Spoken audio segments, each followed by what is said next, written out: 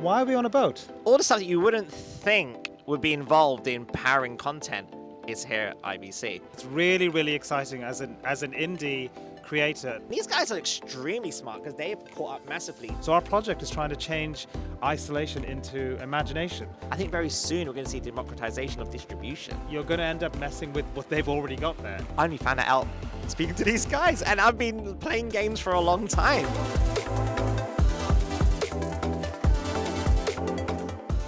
Hi, welcome to Beyond the Frames, a really special episode of Beyond the Frames. As you can see, I'm here on a boat with Haz. Hey man. Why are we on a boat?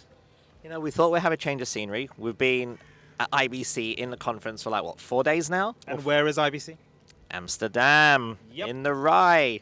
So yeah, I mean, hanging out here, talking about all the great booths we visited, the experience. Couldn't be a better place than on a boat in the canal. So yeah, it's awesome. So Beyond the Frames is really an entertainment-centric podcast, media entertainment, and talking about how we create content, the technology that helps us create the stuff that we create, from games to movies to series. And here at IBC, it's an annual conference, if you're not familiar with it.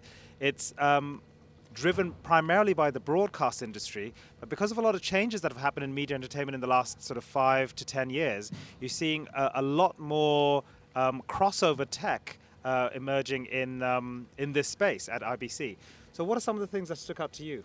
Well, I mean, walking around, look, first off, the last time I was here at IBC was probably pre-pandemic, man, you know? But there's one common theme that I do find is that it's all very broadcast tech-centric, right? So one of the things that really stood out for me was the esports stuff. It was the first time that they're doing esports. I mean, I'm giving a keynote on Monday for it, which is going to be awesome. But you can see how the hardware plays such a massive part in streaming esports. Because when we say esports, we're thinking games like Counter-Strike, Fortnite, League of Legends. But there's all this back-end stuff and walking around. I mean, we did that together. Remember, we walked around and we started seeing companies that do cables and transistors and server rack mounts and all the stuff that you wouldn't think would be involved in powering content is here at IBC. So one of my big highlights was chatting to Blackmagic, for example.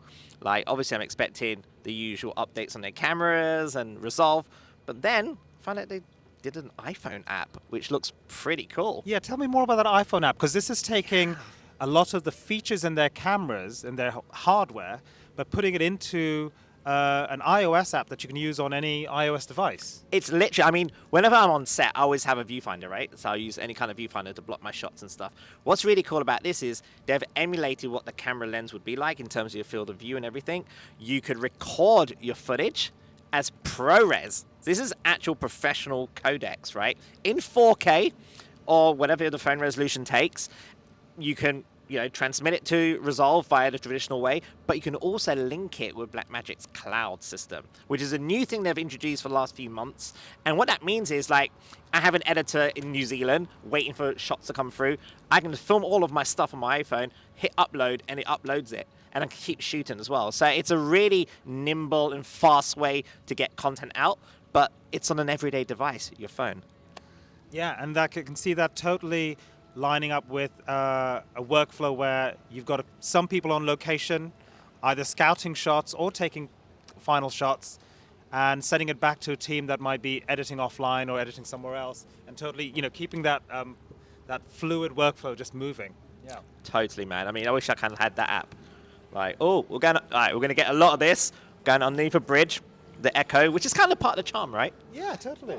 It's not every day you get to sail down a canal boat, talk about animation and VFX and film production. So you mentioned seeing a lot of the back-end systems that, as content creators, we're familiar with the software suites that we use to make the stuff, and then once we sort of deliver and send it out there, we don't really think about what it takes to distribute and deploy content across different systems, distribution systems.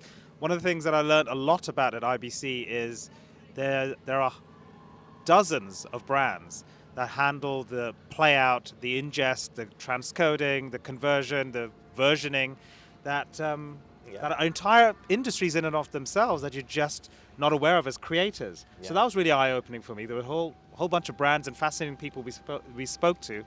And something I noticed a lot in the tools that they were talking about, the new features for their tools, is the integration of AI into their systems. So whilst as an artist, when I think of AI, I immediately go to Gen AI visuals or textures. But these companies are using AI to make to automate versioning and localization. Yeah. Yeah, that was because we spoke to one, right? And it was like an OTT, company that distributes content. And it was interesting because we saw one company, I forgot the name, but they use AI, but really to create metadata. So if you have like hundreds and hundreds of footage, archive footage, or if you are like the BBC or even an independent company that's been creating so much content, and you want to find a way of locating that content to potentially license it out, it's a nightmare cataloging stuff, right? You need long manual process, totally prone to human error, of course. Absolutely. And now they have this AI system that runs through all the footage, does image analysis, figures out how many shots have a guy in there or a particular talent maybe, and even the metadata of locations, all of that would get generated super fast because it's AI. And all of a sudden, you've got a library and stock library that you could commoditize and sell and extend your business. And to me, that's a really good use of AI. Because like you said, we're so used to seeing AI, potentially taking over people's jobs or Gen AI mid-journey. And this is a great way that, it's data at the end of the day, isn't it? It's all data. And it's your proprietary data. And that's really important for commercial use. If you're using something like Mid-Journey as it is today, right now in 2023, it's great for concept art, but you can't really use that as a commercial solution for final pixels that you would then monetize, because you don't really own the data on which it's trained. But systems like this, where whether you're an indie or a big studio, you've got a bunch of data, you've got a bunch of footage that you own yourself, but you don't have the means to create your own AI system. Using one of these off-the-shelf products is really the way to go to come up with a commercially viable way of making use of the. But also, we've had the term quite a lot now when we visit these various booths that are offering these solutions, like white labeling, right? Which is a really common term. But what's interesting is if you wanted to set up your own, we spoke about this jokingly, but if we wanted to set up our own version of Netflix, our own streaming service, of our own content, say in 10 years' time, we potentially could get one of those services. It's a white label, put our own branding on, do a deal with a distributor or an OTT solution. All of a sudden, we've become a content distributor as well. And that's kind of reflective of the stuff that we've always spoken about, how, not only the animation tools are being democratized for us to create, I think very soon we're going to see democratization of distribution. Yeah, and that's really, really exciting as an indie creator, knowing that that's a viable route now, where you don't have to accept the long-established gatekeepers, but you can be much more involved in that whole side of your business, is really exciting. Now,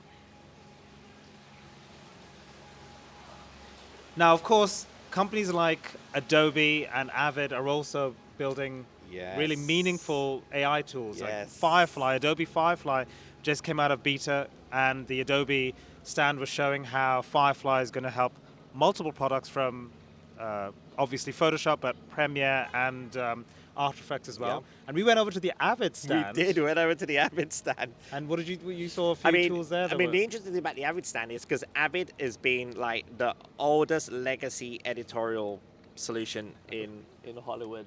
Hey. That's what I love in Amsterdam on the canal. Just so friendly. So friendly. So hi to everyone. It's super cool.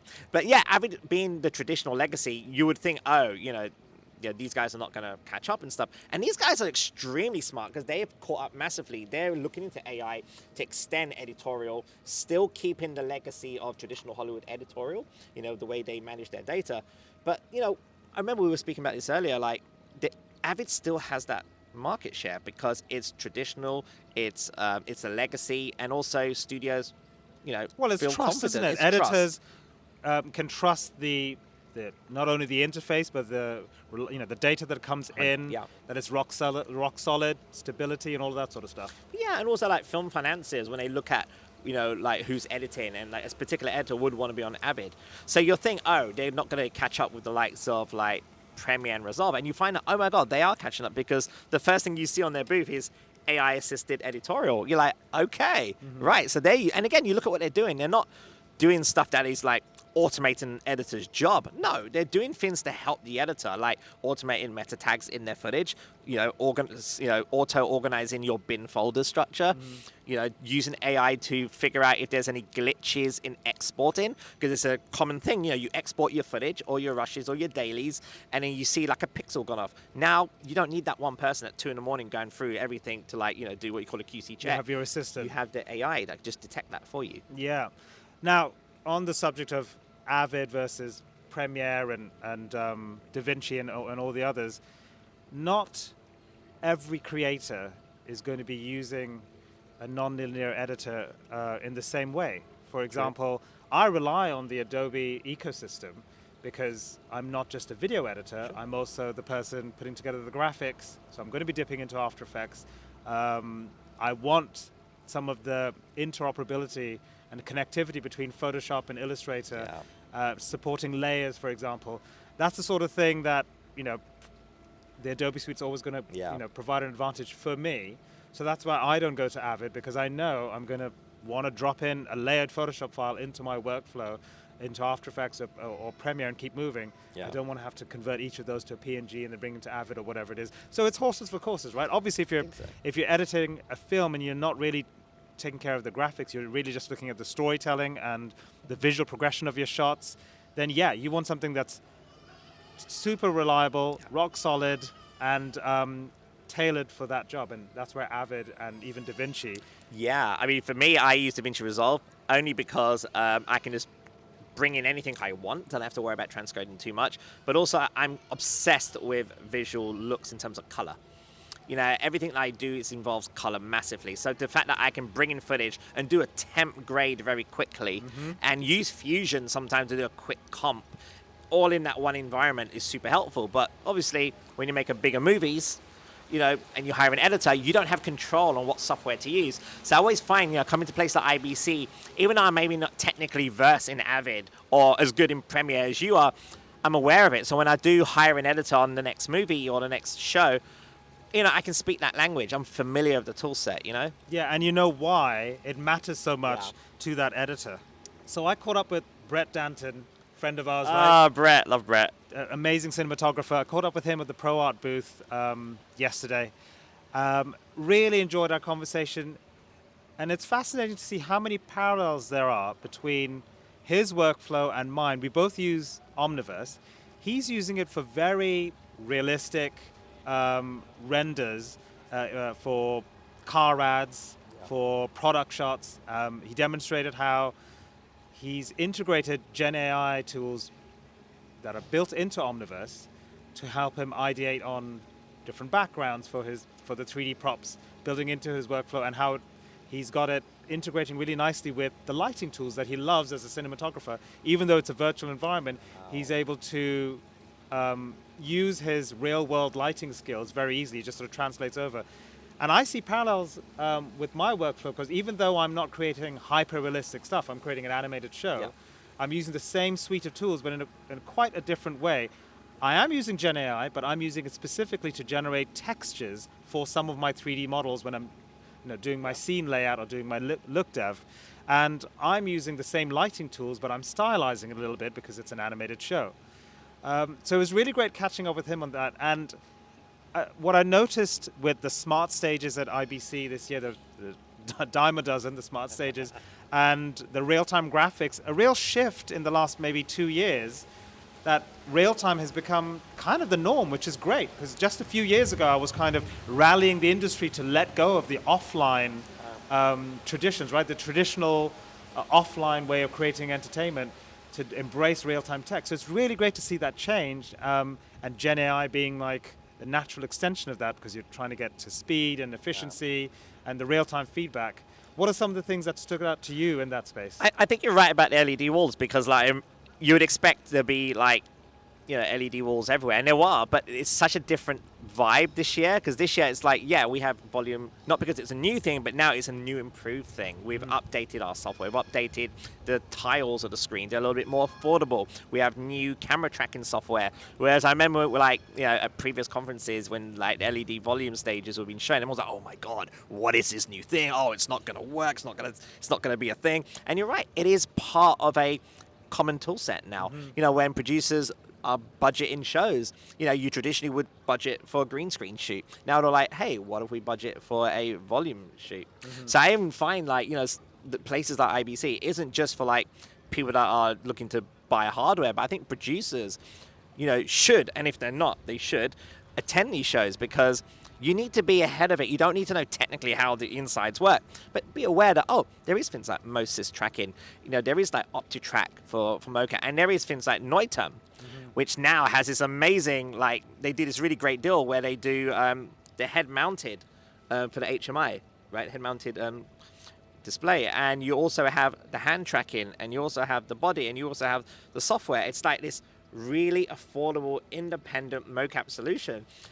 That's right? super portable, doesn't need any external trackers, but very nuanced in its, the captures that you get are very nuanced, very stable, and that's what I use on my show. I use the perception neurons on my show and an iPhone for facial animation, and go straight into Unreal, or it can go via the Axis software that they have. In fact, they announced a new app to support their Axis software suite, a new iOS app that gives you even more control. Is that the face one? Yeah, I saw that. Yeah.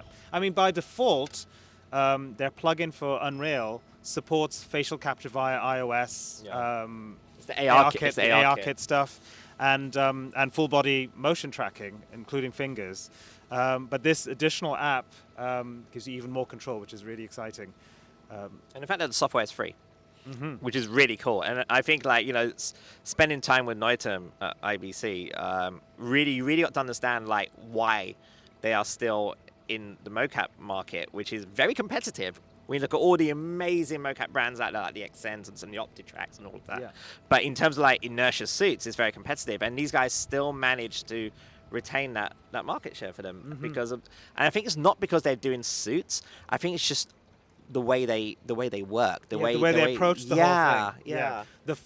They have something called the VPS. I think it's a virtual production system, the Noitom VPS, and it's really built around the pain points that you and I have been experiencing for several years, and it's not just our input, but the community in virtual production. Because virtual production, as we've said many times in this podcast, it's an umbrella term. It's an umbrella term. There's so many different opportunities within the world of virtual production, and for the way mocap can integrate into all those systems is kind of front of mind with Noitom. They really look at the different use cases and the different pain points that creators experience and go, okay, this is where their system can help. And they're very upfront about, if you're trying to achieve certain things, go to another solution, because ours is really excellent at this spectrum of stuff.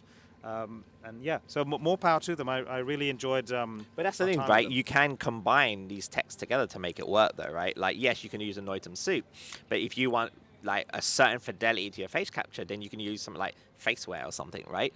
And it all combines, because at the end of the day, it's all data that you're going to be exporting. You export in Alembics, FBXs, regardless of whether you're using the Axis tool or using Motion Builder to do cleanup, right? Yeah. And I think that's where we are. And when we look at IBC and you walk around the booths and you're like, oh, there's a lot of competition.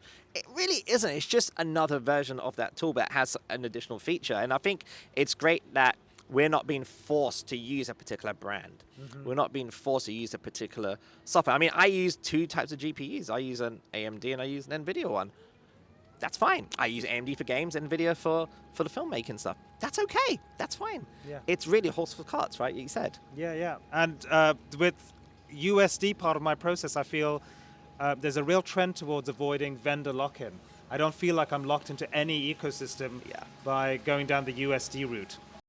I remember, like, first day at IBC was the Accelerator Programme, and I got to see you on a panel talking about the project you were doing. Tell us a bit more, like, what is the IBC Accelerator Programme for those who don't know what it is? Right, so IBC as an organization has been going for something like 50 years. It's a it's quite the institution that attracts, as we've been saying, loads of technology companies and fosters sort of innovation in the way it brings people together across multiple aspects of the industry.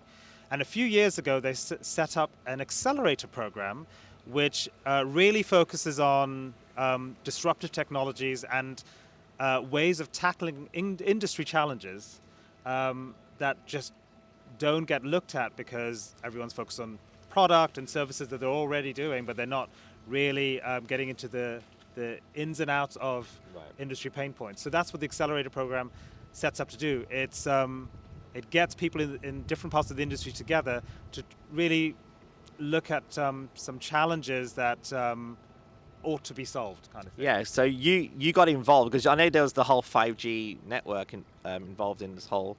So there was a whole thing about it, which I found really interesting, by the way. Like, I'm not a comms guy, and I remember we were taking a boat trip. I think it was like last night, and I met one of the guys that were dealing with 5G, like the Queen's coronation and all of that stuff. And it's amazing because you don't really think that, oh my God, you do need a wireless network. And I'm like, but why? And you're like, oh, actually, when you're on an airport runway, you can't have cables. Right. So you need that. Or you need to quickly make a quick broadcast because this big incident's happened. Yes. But even from a filmmaking point of view, right? You know, if you are in a location that Yes. there's no plug sockets or generators, you need to be able to like upload stuff very quickly. That 5G wireless network is very interesting. How did that fit into what you were doing? Right. So the one you're talking about is University of Strathclyde. Yes. And the R&D that they did to prepare a 5G network that last year at IBC, at the drop of a hat because of the death of Queen Elizabeth, they needed to scramble and help broadcasters provide coverage for that. But of course, where they ended up to capture the footage on the airport runway, because you can't run cables, you can't run a hard wire to send the data back. So they had to, open up their 5G and set up a 5G hotspot right there and transmit broadcast quality data. But speaking of transmission, one thing that I did find out, which might have not been on the panel, but it was definitely after when I spoke to the guys, was they needed administration authorization to transmit. Because regardless of whatever airwaves, whether you're on a 5G network airwaves or whether you're on like an FM radio broadcast, it's pirate transmission. So you need to, and it takes 6 to 8 weeks minimum. So they had to like put in some new protocols to get this stuff signed off right away, because obviously this had stuff to be broadcast quick. So it just shows how technology can also influence policies that have been so archaic, like, oh, it takes 8 weeks to fill in the form.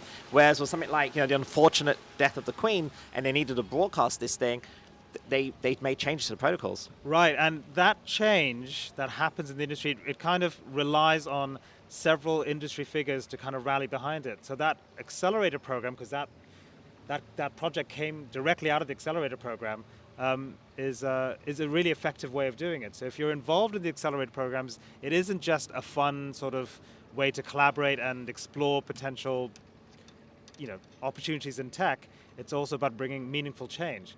So the one I pitched this year was to take some of the infrastructure we have in 5G and some of the best practices that we've all kind of developed in real-time production over the past few years, and put them to use for real change with an audience that often gets overlooked. So the audience I was focusing on was, and still is, children in hospitals who are facing terminal illness or long-term illness. Quite often in hospitals they experience a lot of isolation and kind of sadness because they don't know quite often what's happening around them. They're having to follow lots of protocols and rules in hospitals and not really getting to interact with other children. Some of them, their immune system might be down, so they've got to be literally isolated from other people.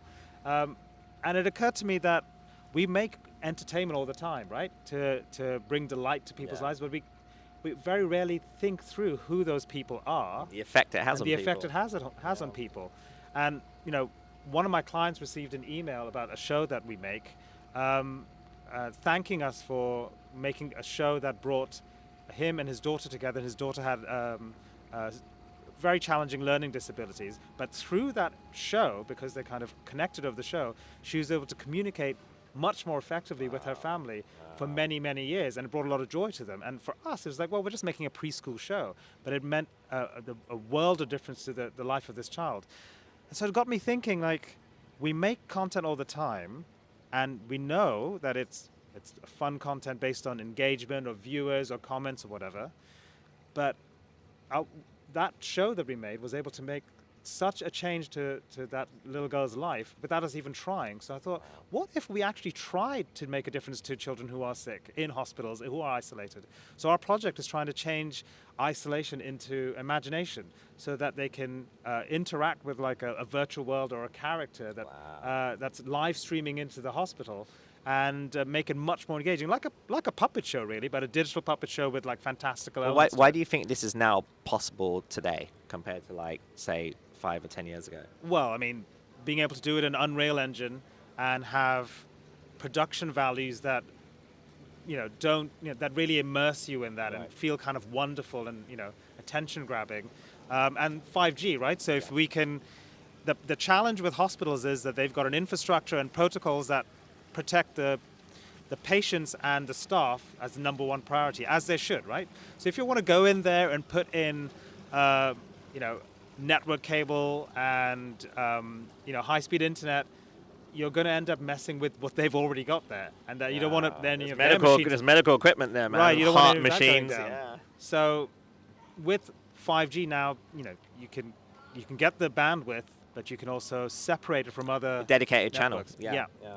So I think that combined with real-time animation is making this kind of show possible. That's amazing, dude. I mean, I saw the stuff that you were showing. It's really empowering stuff, man. Yeah, it's exciting.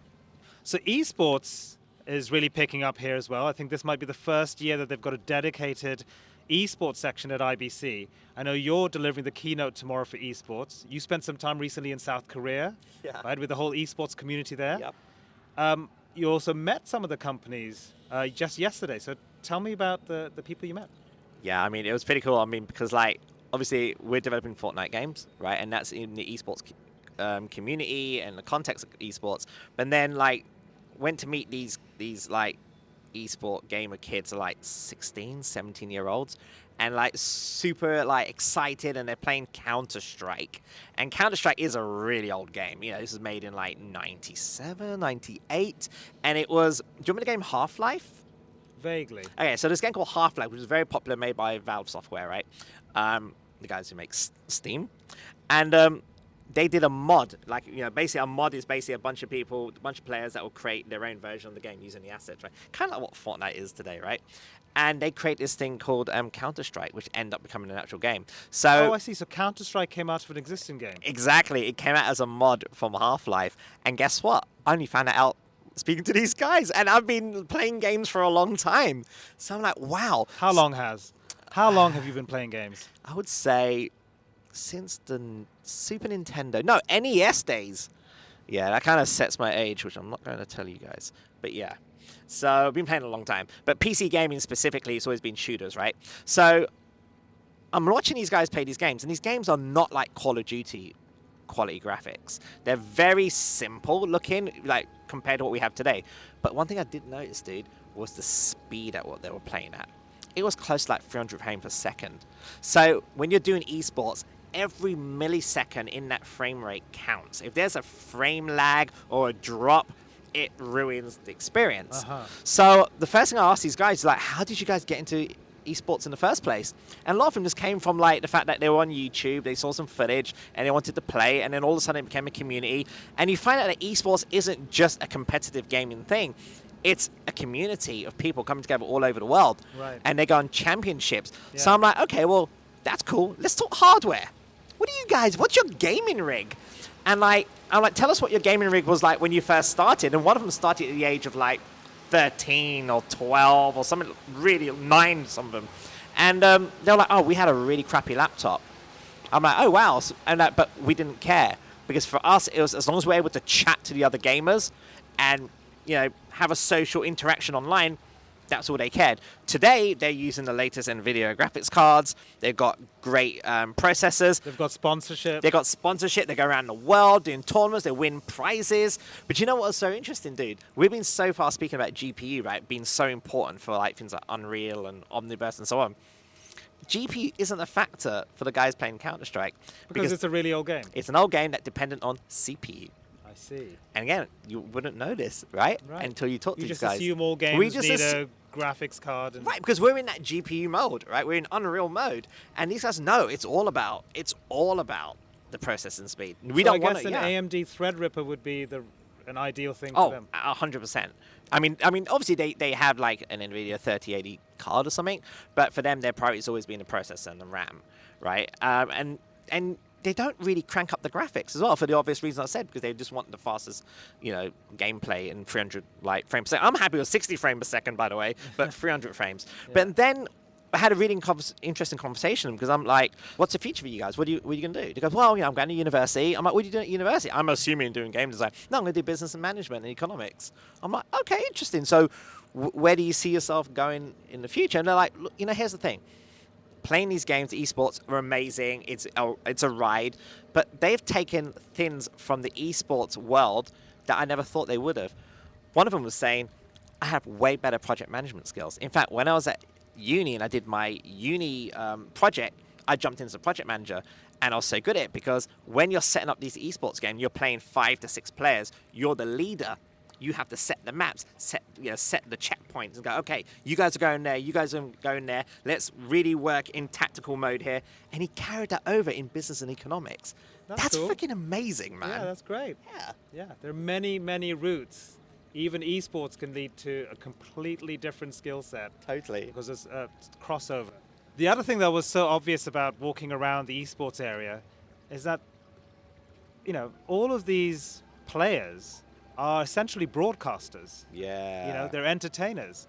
So of course you would be at a broadcast-centric convention because every one of these people on Twitch is broadcasting their own content to an audience that is super engaged. And that's how they got discovered as well, dude. Right, and that follows through to major events at physical locations in stadiums that also get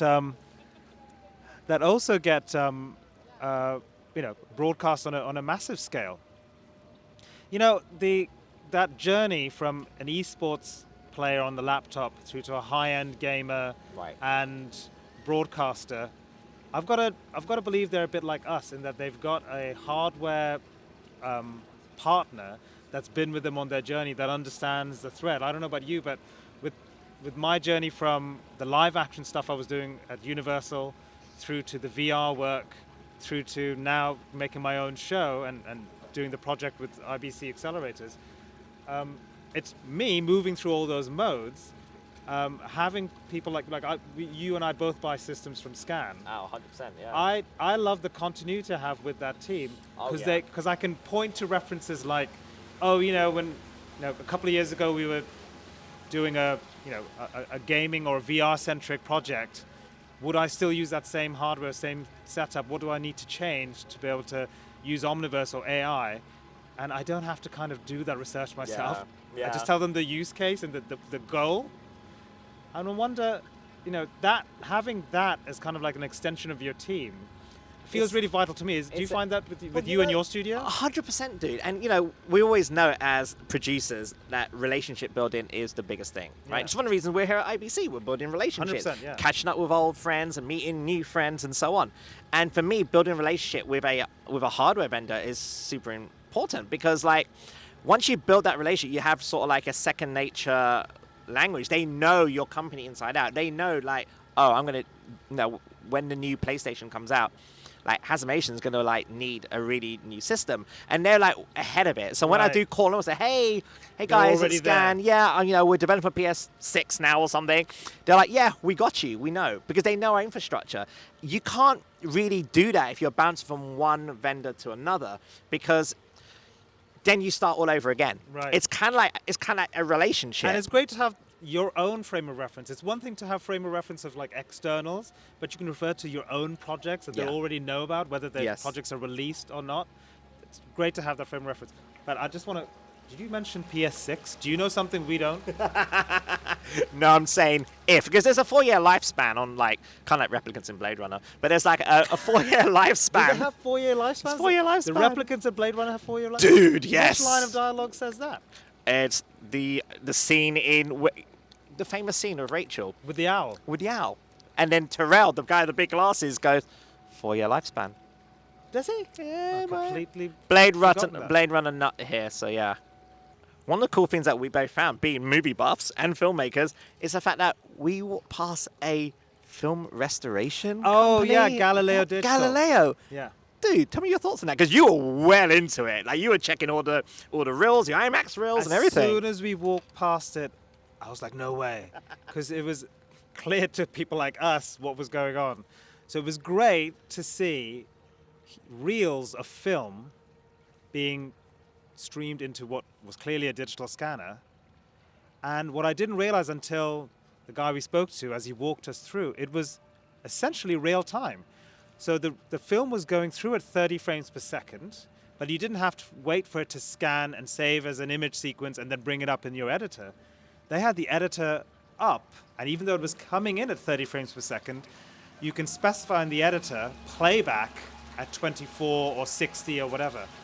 So the scanning is instant. We're talking about milliseconds here, and the quality was excellent. I think the one I was looking at had a Disney short from back in the day, scanning in at 5K in real time, and it looked so good. The detail. It was full frame as well, Full right? frame, yeah. So they would overscan it, so then you can crop it in your You can see your the own time. perforations, right? The holes. Yeah, the way that the perfs line Yeah, up. yeah. And they've also got a stabilization tool that automatically stabilizes, because in film, not every frame perfectly lines up with the sprockets. So naturally, when you play back, analog playback means things aren't perfectly in sync, and that's part of what adds to the warmth of film projection, which is why a lot of filmmakers still love to shoot in film and for the organic nature of it. But then he walked through the other two machines they had. They had the IMAX scanner in place, the 70 mil stuff in place. That looked absolutely phenomenal. So clearly their stuff is for archiving. So there are companies out there with huge archives of film. They talked about museums and broadcasters, but of course, filmmakers today that still want to work or shoot on film. I remember shooting with film on 35 on the show Haven, which is a sci-fi show from several years ago. Stephen King, adapted a Stephen King novella. And I loved working in 35 mil because it was just gives you a quality automatically It's without that you having to work too texture hard. you get, right? Yeah, it's you that can simulate. You grain. can simulate it. But there's in something digital. about it being like an organic thing, like a physical thing. Yeah, that's and you been surrender transferred. yourself to that Yeah. process, and you accept that the contribution, you can't control everything, and the contribution comes from the medium itself. Yeah. So being able to see that being scanned at high res, pristine quality, it was just an exciting thing to see the machine doing that. And I've often wondered, so what is it like when they scan it in? Yeah. What's the process like? And this was great to see for those. They three even different film had styles. like filters for dust busting as well, right? Like, if you need to remove like a scratch and stuff, they can automate that. I could probably see AI coming into that at some point, where they analyze the sure. frame and then remove, if they haven't done it already, like the Foundry with new plugins or something. Uh-huh. But it just shows you that that technology still plays a part in restoring or archiving or preserving the history of cinema. Yeah, new tech can Yeah. continue to contribute to 100-year-old media. Yeah. So it's been a really eye-opening, inspiring, and informative time here at IBC. Yeah, if I had to pick 3 words, it'd probably be similar to yours. Definitely inspiring. Inspiring to the point that, there is a lot of technology out there that's kind of like influenced some of my ideas that I'm going to come up with. Mm-hmm. And that collaboration for the Accelerator Programme, collaborating with Noitom, with Curing Kids Cancer, Texas Children's Hospital, AMD, and Noitom and White Light all together, that collaboration, to me, I'm coming away thinking, the message there is just, you can make it happen by joining forces with people in the industry, pooling your resources together. All over the It's world. amazing. All over the world as well. It's a global thing. Yeah. Well, that about does it for this episode of Beyond the Frames. Thanks for joining me again, Haz. Pleasure, man. It's been great talking about IBC and all the cool stuff we saw. fun. And I'm inspired to go back to London and crack on. Me too, man. So until next time. Bye.